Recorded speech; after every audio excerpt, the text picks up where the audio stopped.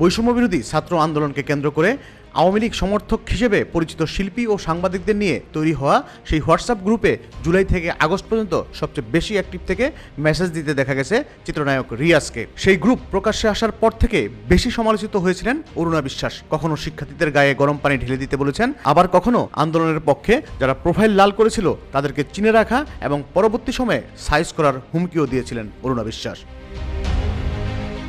অরুণার পর এবার নতুন করে আলোচনায় আসলেন চিত্রনায়ক রিয়াজ। গ্রুপের সদস্যদের মনোবল বাড়াতে এবং সক্রিয় থাকতে 8টি পরামর্শ দিয়েছিলেন রিয়াজ। আর সেই পরামর্শের স্ক্রিনশট এসেছে রূপালী বাংলাদেশের হাতে। 2 আগস্ট রাতে আলো আসবেই গ্রুপে রিয়াজ লেখেন, প্রিয় বন্ধুগণ, সালাম ও কৃতজ্ঞতা। আপনাদের আজকের পারফরমেন্স ও গ্রুপের কথা পড়ে শোকের মাসে জানাই অভিনন্দন। সেই সঙ্গে কিছু কথা। 1, আমি বিশ্বাস করি বঙ্গবন্ধু কন্যার হাত ধরে আলো আসবেই। 2, সময়টা আমাদের প্রতিকূলে।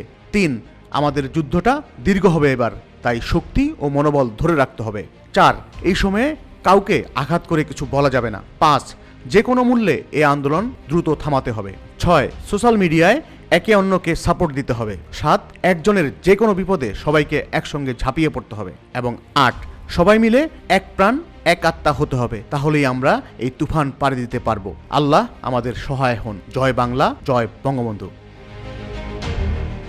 2 আগস্ট রাত 1:30 আলো আসবেই নামক সবুজ অঙ্গনের আওয়ামীপন্থী শিল্পী ও সাংবাদিকদের নিয়ে তৈরি হোয়াটসঅ্যাপ গ্রুপে এই মেসেজ লেখেন বিভিন্ন ইস্যুতে সমালোচিত চিত্রনায়ক রিয়াজ। একদিন পর ওই গ্রুপে আরও একটি বার্তা নিয়ে হাজির হন এই চিত্রনায়ক। এবার 3 আগস্ট সন্ধ্যা 7:30 রিয়াজ লেখেন, বিএনপি জামাত আর রাজাকার পুত্ররা আহ্বান জানাচ্ছে দেশ বাঁচাতে এগিয়ে আসতে হবে। কোন দেশ সেটা আর বুঝতে বাকি নেই। তাদের বাবারাও 71 সালে দেশ বাঁচানোর ডাক দিয়েছিল, তবে সেটা বাংলাদেশ না, পাকিস্তান। আজ 71 মুছে ফেলার চেষ্টা হচ্ছে 24 দিয়ে, আগস্ট মুছে ফেলার চেষ্টা হচ্ছে জুলাই দিয়ে। গুজব ছড়িয়ে রায়ের বাজার বধ্যভূমিকে 71-এর বদলে 24-এর বধ্যভূমি বানানোর চেষ্টা চলছে।